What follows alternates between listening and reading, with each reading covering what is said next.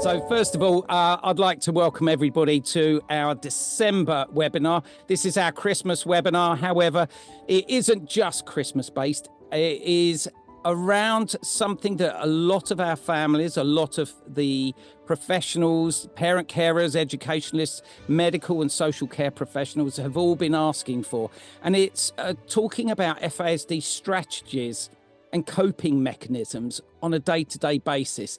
These are things that people want some insights into. And also, they've found from the previous webinars that we've had where we represent those with the lived experience, they tell us a lot of the experiences they've had from their earlier childhood that they could have learned from, lessons that we all can learn from. So I'm delighted to be able to introduce some faces that you've seen before and some new ones. We're going to start on the screen. Maggie May, can you say hi? There's Maggie May. We've got Rossi. Rossi, do you want to give us a wave? Hi, there's Rossi. Stephen, we've got Stephen as well. Hi. And we've got Ruby, of course, up on the screen. Hello. Excellent. Now, normally we look at the strategies and techniques, and it's all around understanding better. And quite often it's about the difficulties and the challenges that many with FASD will face on a daily basis. But I'm going to start by mentioning one of the most important things, and that is understanding that every individual with FASD has some amazing skill sets as well. And we're going to start with those skill sets and the positives. I'm going to start, first of all, Maggie May, can you tell me what is one of your greatest strengths that you recognize as one of your great strengths? I think for me, it is talking. If anyone knows me, they know I love to talk. And so I think for me, it's just talking, being able to help others gain the confidence, be able to talk for themselves or be able to start advocating for themselves. And that's something where I've really discovered that I'm quite good at. So yeah. Excellent. Communication. Absolutely. I couldn't agree more. Rossi, tell us about your great strengths. One of your great skills? Probably compassion is one. Very forgiving. Creativity obviously is a big strength. Yeah, absolutely. And we know about your creative skills because of your, do you want to tell people what you do? I'm a fashion and bridal makeup artist and hair artist. Excellent. And if you want to see some of his work on Instagram, it's amazing. Absolutely stunning. Thank you, Rossi. Stephen, tell us one of your great strengths. DJing. Yeah, absolutely. Being kind to people. Yep, exactly. I couldn't agree more. Ruby. Now, I think Ruby's had quite a week this week. Can you tell us a little bit why that has been such an amazing week for you, Ruby? Because of my sports is my favorite. I also helping and volunteering. Your help and volunteering has led you to what? You've got an award this week, haven't you? Yeah, it's a big one, and it's the BBC Sports Personality of the Year Unsung Hero Award for the BBC. And I mean, that is a huge deal, isn't it? Yeah. And I think, you know, we're going to be talking about a lot of the techniques and strategies that we use on a daily basis to overcome many of the obstacles. And so people can understand better and not judge and be able to work for everybody to achieve the best of themselves. And I think, Ruby, you're a perfect example of just how those strategies with the right wraparound service and network, it leads you to the best of yourself. And you must be really proud of yourself. Yeah, I still can't believe that it's happening, that I got this far, but I'm very excited to go to Manchester next week. And so you're going to be seeing all the great superstars of sports in one place. Yeah. Is that right? Yeah. Oh, my word. Anybody to have got a ticket for that would have been absolutely blown away. So I think from everybody, each and every one of you that mentioned your skill sets, what I really like particularly about this is that you know these are your strengths, that you understand that that's your strengths and your qualities, and what's led you to get to there. So I'm gonna come in, if I may, with Rossi. You would have struggled with certain things in your life.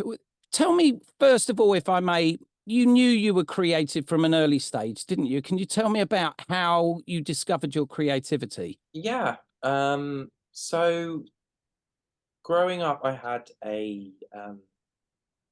my family's quite creative. My mum loves art, and but she's also a builder, and so is my dad. And I didn't tick that way, so I draw little stories and write when I was younger. And my uncle was in the creative industry doing choreography, working with big stars. So I was always like really looking up to him. And my sister is the one who introduced me to makeup, because I used to go in her room and steal all of her makeup. And she used to do makeup as a makeup artist. So that's how I got involved in it. And And then, can I ask you, sorry to jump in, can I Yeah. ask you on that note, how were you supported to live your dream? well, my mum's always been a really big supporter. She's pushed me to, but not do anything that I don't want to do. Like if I didn't want to do something, she'd just be like, okay. So if I didn't want to do a certain class, she'd take me out of it. Or if I was struggling with something, she'd be like, don't waste your energy on that. Let's focus on something you can do. So that's what who my main supporter is. And my family's quite understanding about my difficulties, because we're all a bit different in my family. So, And I'm going to come on to Maggie May now, if I may. Maggie May, when we're talking about strategies and coping mechanisms, can you explain what strategies and coping mechanisms are for you? Oh, that's a great question. I think they've varied as I've gotten older. When I was younger, it was a lot more intense. So it was a lot more sensory. So for me, I would always have to have fidgets. Whether it's fidget spinners for the latest craze, and I would destroy jumpers because I'd just be picking at the threads. As I've gotten older, I always wear rings, because I'm always playing with rings. And also for me, I think as I started to understand myself and things that would cause me to become overwhelmed, I was starting to be able to actually vocalize and be like, I can't handle this sound. I need to leave this environment. Or, I mean, there's been times when I've gone to the shops and for whatever reason, it has been too much and I've just left everything and I've left. So you'll just find random baskets or trolleys filled with stuff and I've abandoned them because for me, it's like, I can't do this. I can't handle it. I need to go because otherwise it's just not going to have a major meltdown. So I've just kind of started to understand that and I've started to put in place strategies. Another one for me is memory. I have to write everything down. If I don't write things down, as I've told everyone, it's like, if you don't send me an email reminding me, I'm not going to turn up to things. Sorry. So writing things down has been a lifesaver for me. So it's just, sometimes it's really practical, easy solutions, and other times it's I'm still trying to figure some things out of, okay, I need help here. Yeah, thank you. Stephen, can you tell us about those situations that you might find yourself in where you feel really uncomfortable? What sort of situations in your life so far have you felt you're in a place that you'd feel very uncomfortable? Probably making new friends makes me feel uncomfortable. That's an interesting one because you are a very friendly guy and you will put yourself forward very, very forward and a lot of times. But that is a really interesting one because it doesn't mean that you're always comfortable in those situations, does it? And No. how do you deal with that? What do you do?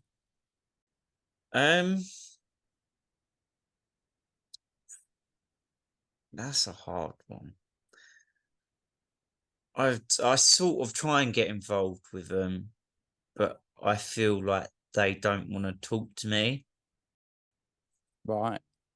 And yet I feel as well, one of the things, you've been involved in our friendship group for a long time now, since it started. Can you tell me some of the things that you found really beneficial about that friendship group? Because I know that, you know, there've been some nodding heads on here about making friends. It's friendships is a really important thing for everybody. But tell us a little bit about how the friendship group has helped you then. It's made me very happy. That's nice to hear. How come? In what way?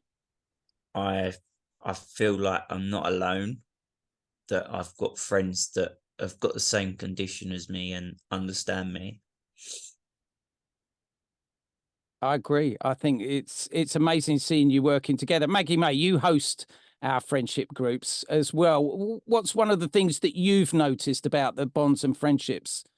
I think what's really been amazing since, from day one, I remember Stephen when he first came in, and it was, he was really shy, and, whereas now I cannot get Stephen to be quiet in our groups. He's the one getting everyone else involved. And to just see the growth of the confidence of people actually realizing, hey, we don't have to mask or we don't have to pretend. Okay, we can be ourselves. We can just talk about random things for an hour straight, and it's okay. And I've really loved also seeing every month of people remember. So part of FASD is we don't remember things. I'll have people come back to group and be like, oh, I remember Stephen said last month that he was doing a DJ gig. How was the DJing? I'm like, you remembered that. You don't remember what you ate for dinner last night, but you can remember something that happened a month ago. And it's to see those bonds of, that's really something important. The fact that this friendship has caused them to be able to remember and just really interact with each other. It's been really amazing. That's really interesting point. Ruby, I'm going to bring you in if I may, because also, Ruby, you've been involved in our junior friendship group. You're nearly getting old enough to move into the adult group soon. But how have you found that friendship group? Because we've seen you from the beginning as well. Tell us a little bit about your experience. I'm shy until I get to know people. Like, I get to know people, but when I'm uncomfortable, I have friends for life. Yeah. Comfortable, sorry, I have friends for life. And just, one of the things that we do, we play a lot of games, don't we? We've done, do you remember in some of the groups, we've done these memory games where we go out and look for 3 different items in the room, and we learn how we can use different things to try and remember those 3 items. Do you remember that? And we've because one of the things you mentioned was your memory. And, this is something that, as Maggie May just said, a lot of people struggle with remembering things. Do you find that you have that sometimes? You find it difficult to remember things, or are you quite easy to remember things? I sometimes find it really hard to remember. Yeah. And what does that look when you're at school? What are the difficulties when you're at school remembering things? Like my reading and writing. Yeah. Not good at it. Tell me a little bit more about your reading and writing at school. I need help for that. Like, I need help for reading and writing. So, like, if I'm in a normal class with people that don't have disabilities, I always have someone there who's maybe sometimes writing it for me or tell me how to write it and that. Yeah. Yeah. And are these people that understand you and support you and really get to know and understand? And how do you communicate with them about how you find certain things difficult? Is it easy for you to be able to explain what you find difficult, or is it difficult? Sometimes it's difficult and sometimes it's easy. Okay. It just really depends. Sorry, say that again. I beg your pardon. It depends on like how I'm feeling. If I feel like I want to say it, or sometimes I feel like I'm embarrassed to say it. Okay, that's an interesting one. I think, Rossi, if I may bring you in on that one, there are some times when, let's go back to when you were at school, if I may. And were there situations, I can't imagine you ever being embarrassed. However, I'm sure there would have been many occasions where you found certain situations embarrassing. And how did you deal with that at that time? I was really embarrassed with my FASD growing up, especially when I went to Brit school, where they had a great SEN team, but they didn't know how to handle FASD. I would just ignore it until it kind of became a problem, and the cracks started to form in social situations, and the teacher's not understanding. But the ways, I'd just be honest. I would literally just have to explain it again and again to people, and just being accepting the fact that it is a real life problem instead of a just a problem for at home or when your family know. Yeah. I think acceptance was the biggest thing that I could say to someone who's younger, who's probably going through the same thing, who's kind of ashamed. But on the more like useful parts, I'd probably say having meetings beforehand. So if I was meeting new people, like a new class, I would get the class all in one room and tell them what FASD was and what may possibly happen in the future, and how explain what it meant and that I didn't mean what happened, and just cover all bases to kind of like give them a preemptive idea of what may possibly happen. Also, in a work scenario rather than a college scenario, these little Word documents basically that my mum created, which explain what FASD is, my difficulties, my strengths, and how they can help, all in one document. And that has been, I've carried that with me from each job that I've done. That was a big part as well. Yeah, so we had tonight, didn't we, Maggie May, on the support group or our friendship group tonight? We had I asked the question, what would you like people to know tonight? And there was this one really poignant moment when one of the attendees said, believing you that you have a disability, because some of the friends would say, yeah, but you don't look like you're disabled. And having that conversation and saying, well, it's a brain injury. It's a hidden disability. And we refer to this as a hidden disability. For some people that might have the facial features, it's not so hidden. For some people, who might have other speech and language issues, it might be different. Can you explain, has anybody, you could put your hand up and I'll come to you, but has anyone had anyone that said, well, you don't look disabled? Or do you feel disabled? Ruby, you put your hand up. So I remember my mum posted something and someone said, she doesn't even have a disability, she's faking it and all that. Oh, really? That's an interesting one. So you have that to deal with as well. How did you deal with that? Told mum. Yeah. And your mum and you spoke it through and you discussed that one. How do you feel about it now? Do you care? Not really. Why don't you care now? Because you've talked about it, or? I know that they're just jealous. Jealous that you're achieving things. That's an interesting one. That's a very interesting one. Thank you, Ruby. Anybody else got anything they'd like to add to that one? Yeah, I mean, during when COVID happened and I was in lockdown, Brit had we slowly, gradually came back into class. And also there was a new class coming in, and I would sit this class down and say, this is what I've got. And a part of FASD is brain damage, and some people are affected more than others and have physical parts of their brain missing, like I do. And I told the group that, and they were he's got half a brain. And afterwards, everybody came over and was like, how are you alive? You've got half a brain. You don't have a disability. You can't have half a brain. And you have to be like, no, it's not actually half a brain. It's just a simple way of it. You have to be like Yeah. rigid with people because they just don't get it. And I just dealt with it.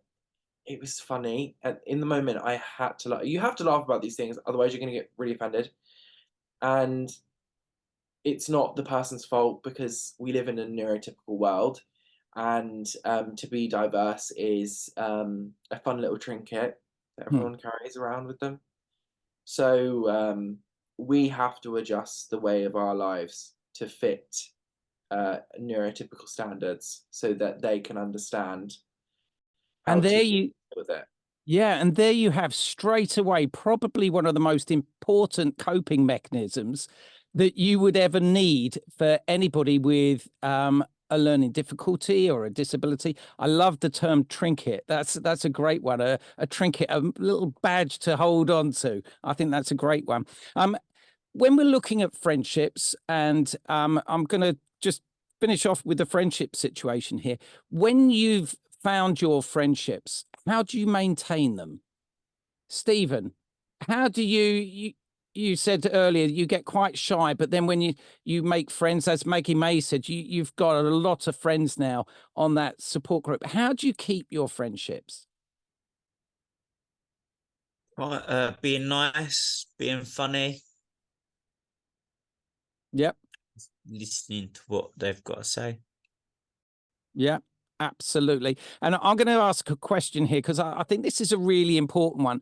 And I'm going to ask you all, and I'll come around in turn. But who makes you happy, and what do they do differently to everybody else? So, let me explain that a little bit more. When you are pleased to be with somebody, it's because they make you happy and they make you feel good. What is it about them that is different to other people? I'm going to start with you, Maggie May, while other people are thinking through, if that's okay. Of course. I think for me, and I have a few very, very close friends who also have FASD. And I think what makes it work is they understand. So they understand if I just get up and walk out of the cafe, that they don't take it personally, like, oh, Maggie's just needing some time to just regulate herself. Okay. Whereas when it's been other people who I've explained my FASD and stuff, they still take it personally, being like, oh, that's so rude. And then it just causes so much conflict and so much issues between us. I'm like, this, I can't handle this friendship. I'm going to go. So it's the fact that we're really honest, and I'm very good at laying out, I might do this, I struggle with this, and they do the same. So we're like vice versa. We just understand each other, and I think that's what really has helped me maintain these particular friendships. Because I don't have many friends at all. Friendships are exhausting. I'm terrible at maintaining friendships. So for me, I treasure the ones that really work. And for me, that's what I've noticed is just explaining, being like, if I get overwhelmed, I'm probably just gonna like up and leave. You'll get a text message from me later saying I'm home, but don't take it personally. And they're like, yeah, that's fine. So All good. it's the friends that understand you, and they understand you because you communicated effectively with them about your condition and about your little eccentricities, if you like, or the things that other people might find different, that you've explained that, they understand that, and they don't judge. So it's a mixture of communication and understanding. How do you feel you've done that, Rossi, with your communication so that people understand you better? You've said that you started that early. You were in a classroom situation where you did that. How do you do that now with adult relationships? I find when I'm socializing with adults, like 25 plus, it's only an afterthought because one, their brains have matured, so they don't need so much explaining. And a disability, they've had just those few more years around neurodiverse people. so they get the idea of it. They might need a bit more explaining.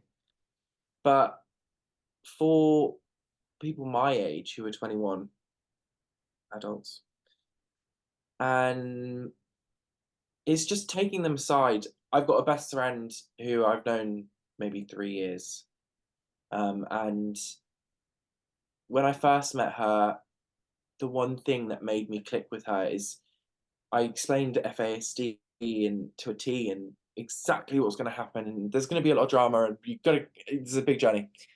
And I was like, oh, she's not going to want to be my friend. I've explained so much, she's going to be like, oh, it's too much effort. But she just treats me like a normal person. There's no specific way she treats me. When someone gets your disability and allows it in their space and lives with it, is much different from someone understanding it from a faraway perspective and pretending like they want to be your friend. Yeah. It's a different scenario. They get what you're saying, but they're not really comfortable with adding that mixture to their lives. But when And you don't want to gets waste your time with people like that, do you? No. Well, it depends. People with FASD are very forgiving and will give the time of day to horrid people because we want the affection. And I think it's a fine line of knowing who, and I still struggle with it, who is a true friend and who is a placeholder in an event that you'll grow out of. And but yeah, when they treat you like a normal person, it's a big deal. That's an interesting point, actually. Thank you for bringing it up. It's about vulnerability as well. Do you recognize being vulnerable at times? Because you mentioned about sometimes being too open, too honest, too much, being too much of a friend.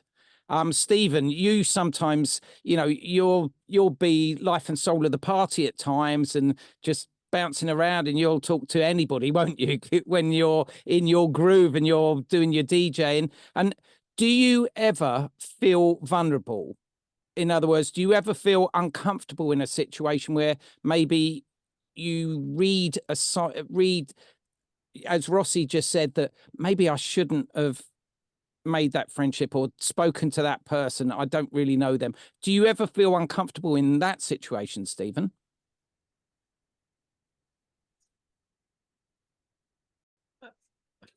Don't know.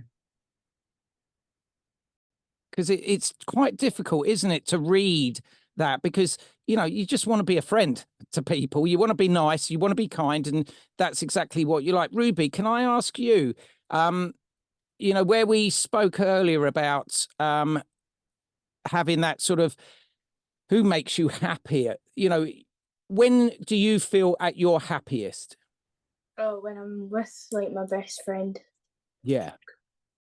And your best friends, can you describe why they're your best friends? Because we have a lot of common and respect people, and they know my disability. I've told them, Yeah. and he treats me equally to like how he treats everyone else. Yeah. Can I ask you, how do you describe your disability? My superpower. Okay, I like that. Yeah. And if you were to say to me, let's say, you've never met me before, and I'm saying, okay, so what is FASD? How would you describe that? So I'd say basically FASD is a learning disability, which some of my brain cells don't work. Yeah. Okay, brilliant. Thank you for that. Really good. Yeah. And I find it writing and reading really hard. Yeah, absolutely. Thank you for that. I'm going to go on to another subject now, if I may, and that's like certain things that we mentioned about times that we find really challenging. So some people find going on holiday the change of going on holiday or the journey of going on holiday quite stressful. If you're in really busy places like an airport, or if you're going out to a meal that you're in a place that you don't know, do any of you get really quite stressed in those situations? Maggie May, you were mentioning earlier just going shopping sometimes if the place is different. I took a young lad out the other day for a haircut, and we went into a different hairdresser's, and there was so much dirt, hair on the floor. He looked at me and I recognized the sign. It was like, I've got to get out of here now. And he was getting triggered. Can you explain, Maggie May, what triggering is and what it looks like and what it feels like for you in a situation? Give us an example, maybe. Oh, I have so many. So for me, triggering causes me to, it's almost like I can just feel it building and building and building and building until the point either I leave the situation or the environment, or I break down. Whether that means, for me, it happens either I just freeze and I just can't think, I'm overwhelmed, I'm getting stressed, or my anxiety sets in where I'm like, I can't do this. Oh my gosh, I need to get out of, and I'm just a complete mess to the point where my friends or my siblings or my parents will actually have to like, Maggie, I'm going to take your hand and we're going to leave because I cannot cope. Great, like restaurant. I'm someone who, we don't go out eating very often, but when we do, it's a big deal. We always, they never ask me anymore because they're like, where do you want to go? And I'll say the same restaurant every time. I know all of the staff all know me. Everyone knows what I'm going to order before I even get there. It's really, really structured. And if we do go to a different restaurant, it's really, my parents are really much alert, being like, this might work, this may not work. We might get through this meal, we might not get through this meal. So there's always a plan B of, okay, this isn't working. We're going to take the meal to go. We're going to get it boxed up and we're going to go home and we're still going to enjoy a lovely meal that we didn't have to cook, but we're going to go back home. So sometimes it's changing their expectations of, okay, we're just not going to get through this meal. That's okay. This is not the right situation. We're still going to enjoy a meal at home. And triggers, it's an interesting one. So there's so many different triggers, and I know with FASD is all different. We all have different triggers. For some people, it could just be a smell. For other people, it might just be lights.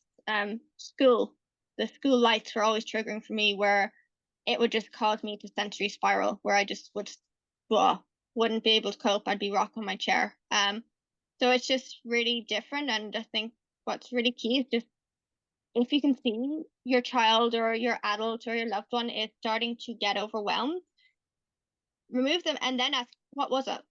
Try and just relive it with them. And sometimes they're like, oh, it's just a smell. I can't handle that smell. It's too strong. It's too chemical.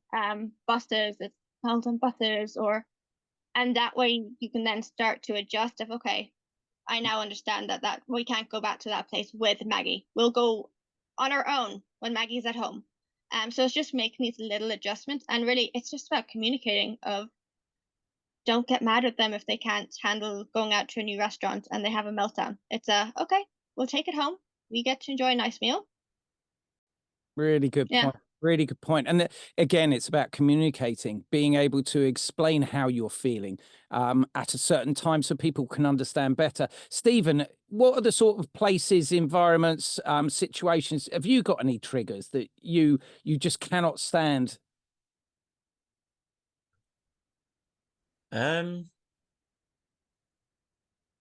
Concerts. Okay, why is that? Right, a lot of people. Yeah. And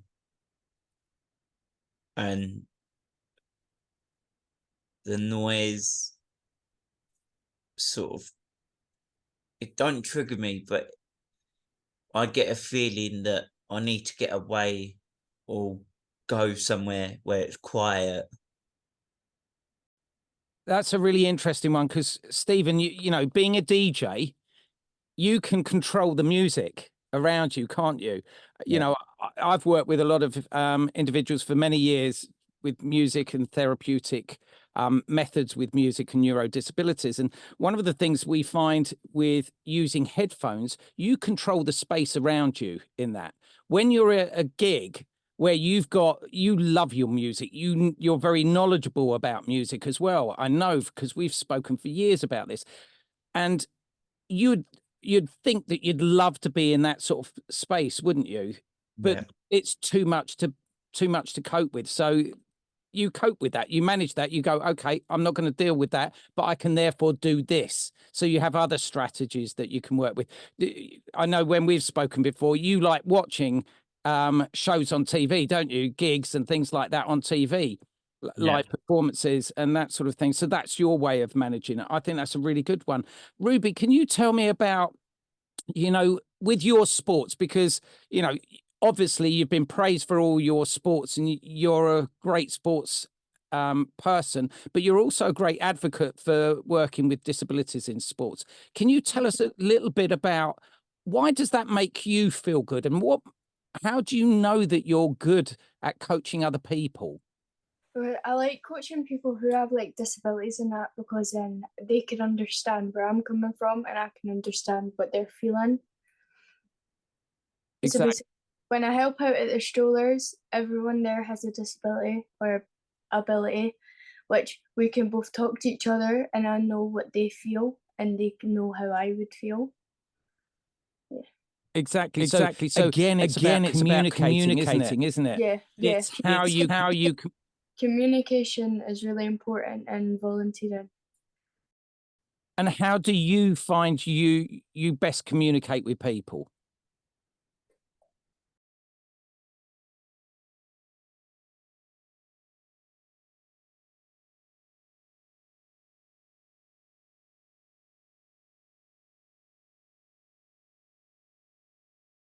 Very good point. Very good point. Rossi, can I bring you in on something? Last time we spoke, you spoke about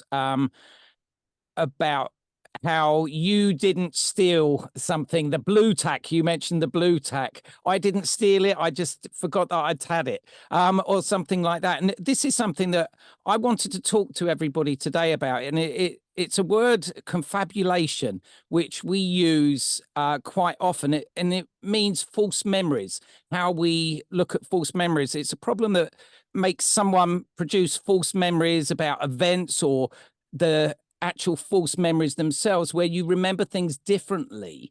Have you got any examples of how you remember things differently? Because people often judge you for being a naughty boy, or being naughty when you're a child, or being a cheat when you're older, a liar.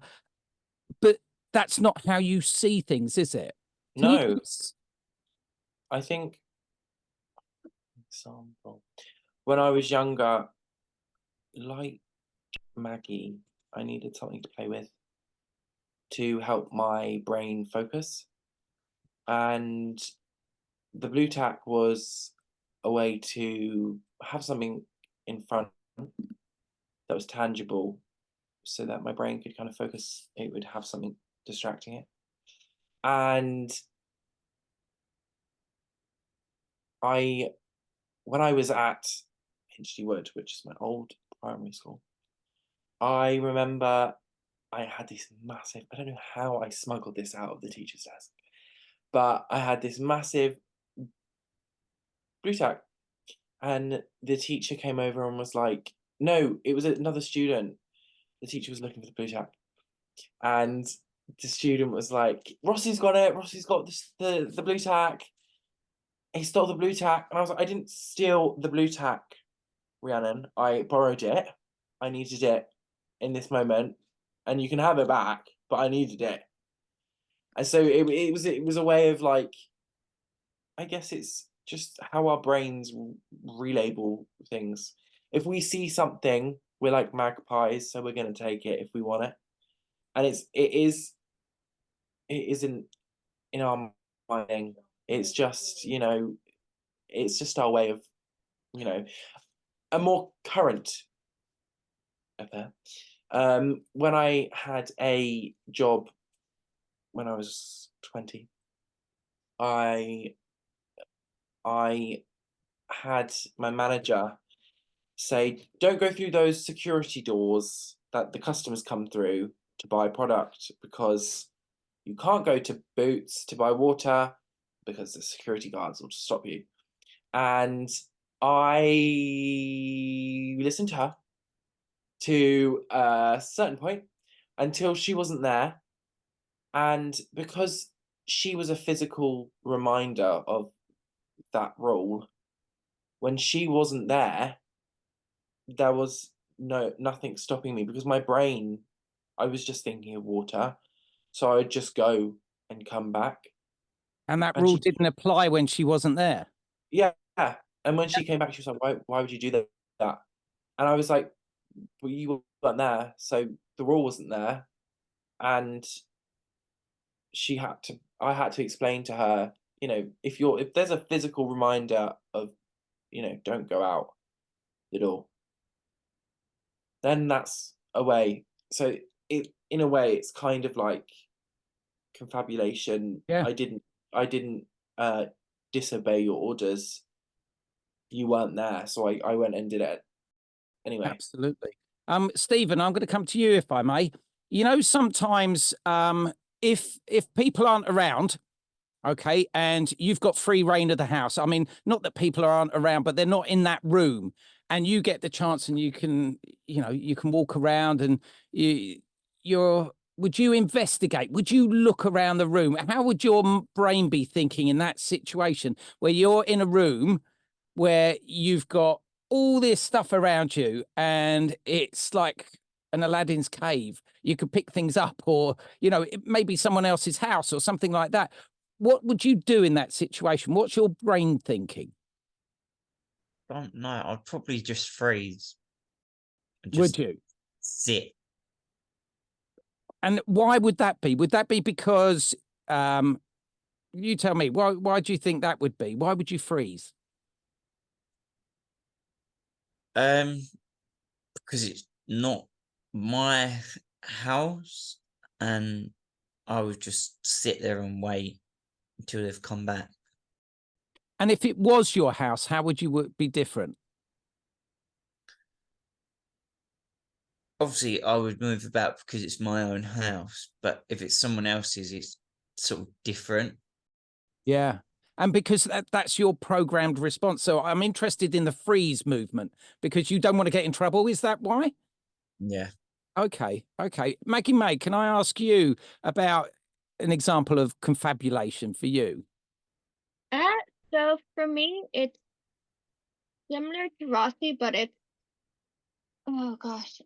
When I was younger, I would come home from school and I would say, or I go into school in the morning and I'd be like, oh my gosh, we're going to Disneyland. My parents have just gotten tickets and I get to have 2 weeks off school.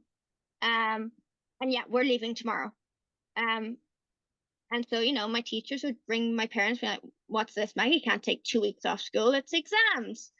And my parents would be really confused. And so my teacher would tell the story of Maggie's going to Disneyland. You're flying out tomorrow.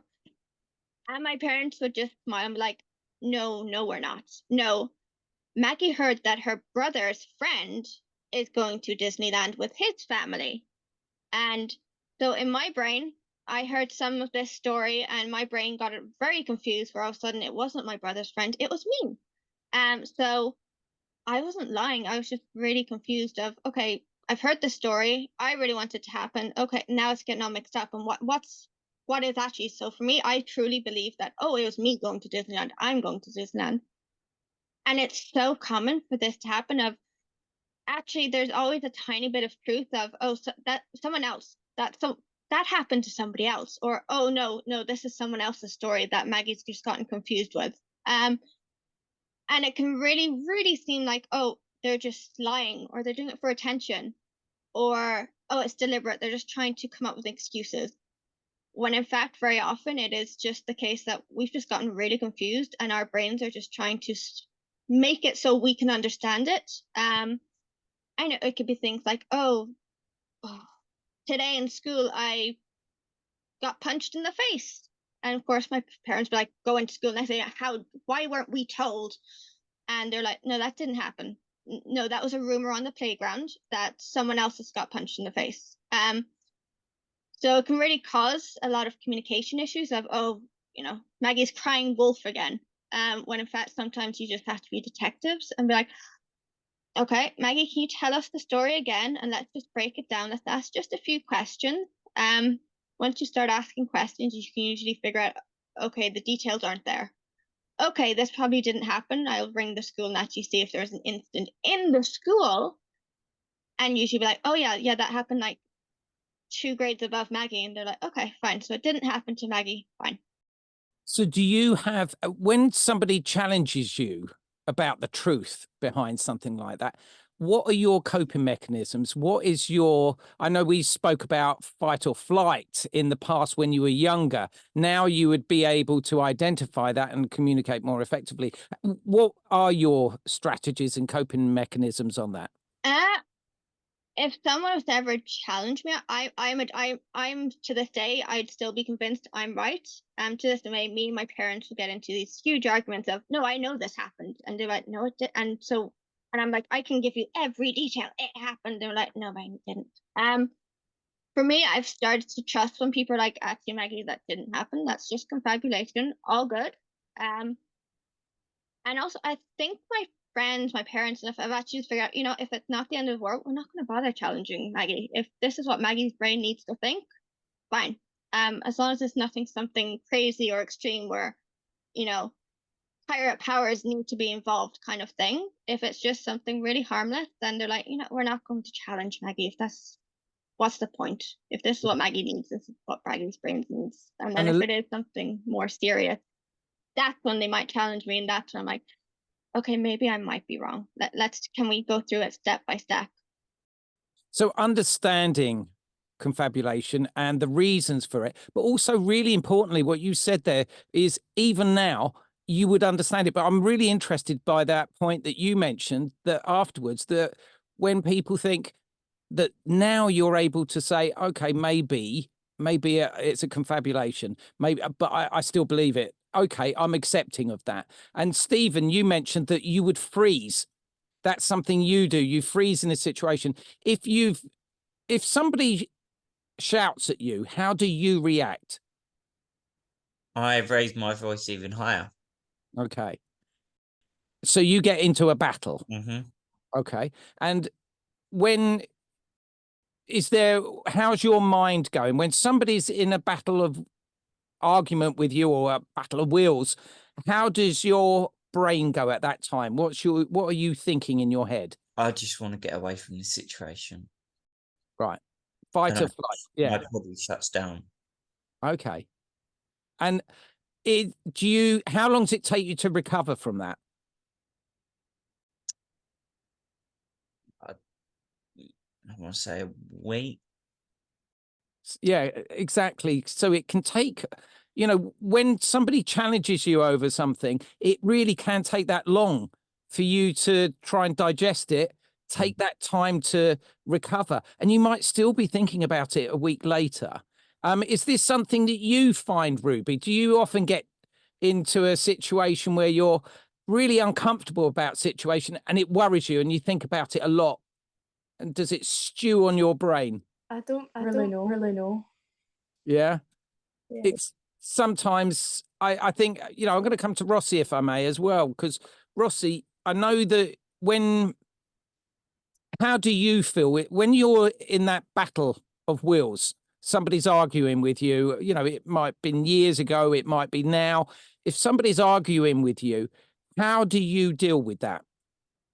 I'm very sassy and forthright, so I'm strong-willed, so it's my way or the highway. And I don't it depends who it's with. If it's I have respect for my elders, so if it's someone older than me who I'm having a disagreement with, I will let them think they've won and take it on the back and Yeah. move away and maybe evaluate my opinion and see where I can improve myself. If it's someone younger than me, it's kind of like a teaching kind of tone. But if it's someone who's my age or someone who I view as my colleague or the same as me, Mm. I'll just be like, I disagree. I'm very open. I say what I think, and I think that's quite common with FASD. But I've been taught growing up, there's if you don't have anything nice to say, don't say it. And to take it on the chin if someone is disagreeing with you. Yeah. And I'm not going to try and change someone's opinion just because they have a different opinion to me, because that's just how they live their life. And I'm not going to argue with them over it, because end of the day, it doesn't make a massive difference to my life. And actually, you said about respect of your elders. And one of the things that we've been very conscious of more recently, and we created in all our friendship groups online, Maggie May, can you tell us a little bit about the rules that we set up in the group? And in fact, it wasn't Tracy and I that set the rules. It was you all set the rules and decided what you felt were important rules. Stephen, just before I come to Maggie May, can you remember what one of those rules were? Respecting the others. Respecting the others, yeah. And that was one that came out first and foremost. And it's a lesson that a lot of professionals and other people could learn about respect, respecting the individual, respecting FASD as a condition as well, isn't it? Understanding and respecting that. Can you give us a few more of the rules that everybody decided, Maggie May, in both the adult and the junior groups? Because everyone was asked independently, weren't they? Yeah, and I think for us, and it was really like, we didn't want to offend Andrew or Tracy, but for us, it was our group. If anyone with FAC struggles with rules, we're just not very good. So for us, we're like, we don't want there to be loads. We didn't want to be death by rules. We just wanted to have, just be kind to each other. Listen while others are speaking. Just to have respect for that. And I think a huge one that everyone's very adamant on was, what gets said in group stays in group. It's a safe spot where we don't have to feel anxiety of, oh, I say this here, and all of a sudden I'm going to hear it from my neighbor that, oh, I said this about them. It's really much about, this is our space. We can be ourselves. We can talk about things that, we might not be even comfortable sharing with our best friends because they don't have FAC. Whereas in the groups, they're like, no, we can talk about things. There's no off topics. There's some topics that we don't delve too deeply in, but there's no off limit topics, because I think what is so important is when you have FAD, you have loads of questions. You have all of these questions that sometimes you can't ask your friends, or you're embarrassed to ask your friends. So for me, and what that was so important to me, was ask any question. If I don't have the answer, I will find the answers for you, or if I don't have the information, next month I will have the information for you. And it's also, there's not a lot of rules, but the rules that are there, nobody has ever broken them. Which, hey, when you have FAD and you haven't broken one rule, that's that's a huge achievement, guys. Absolutely. Can I bring in Ruby as well? Ruby, you helped set up some of the rules. Do you remember what one of the most important rules for you was? Let everyone have a chance to speak.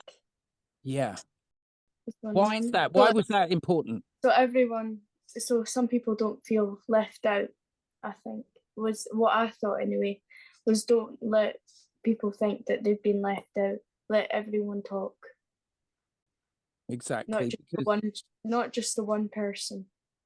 And that brings us back nicely, doesn't it, to communication, how communication between two parties is so important. That could be communication between you and your mother, father, brother, sister, social worker, teacher at school. It could be with your doctor. It could be with anybody, explaining effectively how you feel about something, but also waiting and letting them have the opportunity to try and understand and listen. If you communicate how you feel, it's easier for them to understand how you are feeling in a situation, or how you act in a situation, how it might be different. I'm going to come on to one of the subjects that we talk about so much in our friendship groups, and that's around food. Food is something that everybody loves. Stephen, can you tell me about your favourite food?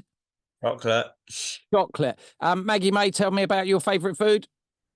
Stuffing. I love stuffing. Stuffing and chocolate. I know you say Yeah. chocolate. Well, Ruby, what's your favourite food that you talk about? Being an athlete and everything. Oh, I like a good roast dinner. A good roast dinner. Always a favourite. I like any food, to be fair. Yeah. Rossi, what's But, your favourite food? Mine is dark chocolate.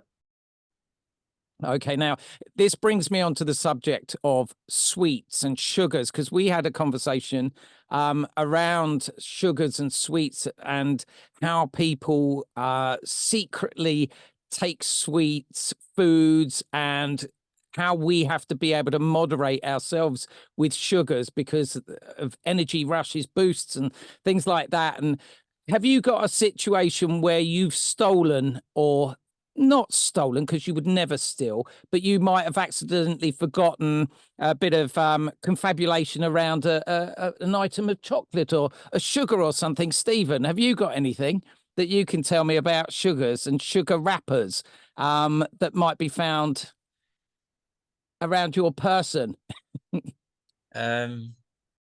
What do you take when you go to Costa Coffee? Do you pick up any of those extra sugar bits? Yes. Yeah. And the chocolate sprinkles. And the chocolate sprinkles, exactly. And why do you do that? Why do you like your sugar so much? Because it makes me happy. Makes you happy, gives you a rush, makes you happy. Maggie May, can you tell us a situation about you and chocolate or sugar stuff? Yeah, I think I've always spoken very openly with. For me, sugar is my dopamine food. Where also I have ADHD, so I think that also helps. That kind of aids in the craving of sugar for me. Things like caffeine, sugar. For most people, it may think, oh, sugar rush. For me, it calms me down. So if I'm having a really stressful day, I will be with a bottle of Coca-Cola, 12 chocolate bars, and I'll just be eating away. And I was like, oh, you're going to have a sugar rush. I'm like, no, this is going to put me to sleep. It's a really fun, it's such a common thing that people with FASD crave. It's a sensory thing. It's a happy food. And it's a quick boost of energy or sugar or happiness that, for that small amount of time that we have it, we feel great. And sometimes that's the only great feeling we have for the day. And also it's really convenient. I mean, every household is always going to have a cupboard with chocolate or with biscuits or a sugar bowl lying around. Do you have to control it? Do you have to control it at all yeah. for you? Okay, tell me about the strategies that you have that need to control it. I think when I was younger, there was a point where I think my parents found like 2.5 kilos of chocolate that I had squirreled away over many, many months. Never stole. It was just lying around. If it lies around, doesn't have anyone else's name on it, it's mine. Whereas now I'm really conscious of, okay, Maggie, we're going to limit 2 chocolate bars a day. If you can do it in even less, brilliant. And so I'm very smart, where previously I'd buy multi-packs of stuff. When I went to the shops and stuff, I'd buy like multi-packs of chocolate bars and stuff. Whereas now I'm like, nope, yes, it's more expensive, but I'm just going to buy 2 chocolate bars, and once they're gone, they're gone. Whereas with multi-packs, you end up eating the whole bag without meaning to. Brilliant. And also it's not about locking something away. It's just about, once it's gone, it's gone. My parents would try and lock things away in cupboards, put locks. I would find the keys, I would jimmy the lock, I would break the lock off, because for me, I just needed it. So when it was there, I'm able to restrain myself. But if it's locked away, it's perseveration, where my whole brain's like, oh, I need to get to it, I need to get it, I need to get it. So sometimes it's just less is more. So for me, I've learned, don't buy multi-packs, Maggie, just buy singular bars. And yes, it's more expensive, but it helps with And one of easing the the addiction. And one of the things that we do, and we spoke about this morning in our household, because, you know, this is something that's quite common. We find that we engage with our people and say, right, okay, look, we've got this amount of sweets for the week. And usually we're looking for healthier alternatives as well for sweets. And we say, look, it's in that drawer. You need to come and ask us if you want one. And it's the same with squash as well. That's another strategy we use. If somebody wants a glass of squash, we say, okay, but you've got to have half a cup of water first, and then you can have your squash. So you're able to moderate. It's not about taking it, withdrawing that. It's about engaging with you in how to better manage it. Is that correct? Is that the way you find it works best? Yeah, and I think also when I was younger, it was like no treats for the and then on a Friday it was a treat day, where Friday was the day. Friday, Saturday, Sunday, I was allowed chocolate bars, or and then for the rest of the week it was dried mango or dried fruit, which is just as sugary but slightly healthier sugar. And that just made me appreciate, oh, Friday, yay, treat day, I have something to look forward to. I get to have my chocolate bar, or I get to go to the shop and choose my sweet of choice kind of thing. So it's never about taking something away or saying you can't have this. It's about you can have it in moderation, or you can just wait until Friday and you can have it. Don't worry. Just making sure my parents were, there was always something to replace it, whether it was dried mango, dried fruit, where when I needed that sugar rush, I could still have that sugar, but it was just healthy sugar. Yeah. Really good point. Listen, guys, I am very aware that we have been talking loads and I've thoroughly enjoyed myself. To finish off, as it's Christmas, I'm going to get my Christmas hat on. And I just want to ask you, who struggles with Christmas in the group? You could put your hands up. Who finds that there's anything that you don't like about Christmas, that challenges you about Christmas? Rossi, is there anything that you find difficult about Christmas? I don't like sharing. I don't like sharing. Brilliant. Thank you for that. Let's move on. Let's have somebody else. I just don't like people in my house. I don't like going away for Christmas. My uncle lives in Portugal, so sometimes we go there. I don't like the heat. And I don't like, why are we all, there's just so much food. I love food. So if there's food in open plates, I'm going to eat all of it. So can we pre-portion the food, please? So there's a lot of things that stick out, but I think I like more things than I dislike about Christmas. Okay, thank you for that. Stephen, can I ask you what your favourite thing about Christmas is? Spending time with family. That's a lovely one. We like that. We like that. Is there anything you struggle with at Christmas? No.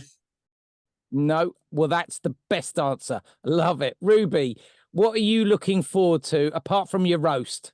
What are you looking forward to at Christmas? Spending time with family. Yeah.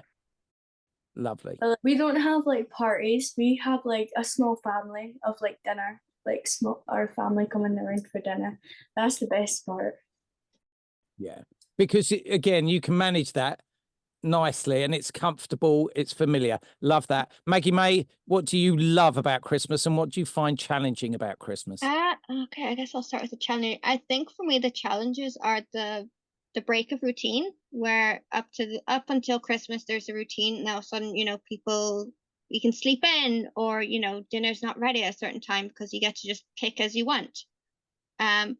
And also expectations that, when we do go to family gatherings, I'm expected to, be social. I'm expected to be part of the conversation. I'm expected to be polite when sometimes all I want to do is be hiding in my room and not seeing anyone. And thankfully, my parents tend to explain that to guests, being like, Maggie will probably sit for the dinner and then she's going to disappear for the rest of the evening. It's not used. It's not personal. It's just Maggie cannot cope. She's overwhelmed. And I think they've also changed their expectations of, if we can get Maggie down for one game, board game, charades, anything, that's good. I think what I love about Christmas is I don't like to break a routine, but it's sometimes nice just to be like, I'm just going to sleep in all day, and it's okay. And it's the understanding of, okay, I don't have to be trying to keep up to someone else's Christmas. I can make it my own, where I'm going to grab food, I'm going to get some sweets, and I'm going to watch Christmas movies in my room on my own, and that's okay. So yeah, it's just we tend to tailor our Christmases to everyone's different needs. Brilliant. Thank you very much. And listen, I think one of the most important things about today has been the communication. You have communicated with all of us really effectively, and how to understand your coping mechanisms, your strategies, also the difficulties you face living on a day-to-day basis. But also, it's really important how we communicate with you and understand and respect FASD, understand and respect the individual. And most importantly, you've heard today, everybody that's attended this webinar have seen some very eloquent individuals that are able to explain their stories, but each of them have got a superb wraparound network of support around them. You've heard about how they've communicated, but they've also been guided and helped along the way in how to manage that expectation. And I think that is what everybody here has summed up. And if we can learn anything from that, I think managing expectation, understanding and respecting the individual, and being able to communicate more effectively, that's the starting point on which I think we should all work. Listen, can I wish you all a very happy Christmas? And everybody in the room, thank you so much for sharing with everybody today your lessons. Ruby, can I wish you the very best of luck in Manchester for your award ceremony? We'll be thinking of you there then. And in the meantime, thank you, everybody. Watch, Been brilliant to see you. Go on to BBC One and watch it. We will. We will. 7 o'clock, we'll do that. Thanks so much. Listen, thank you all so much. See you next time. Bye. Yeah. Bye.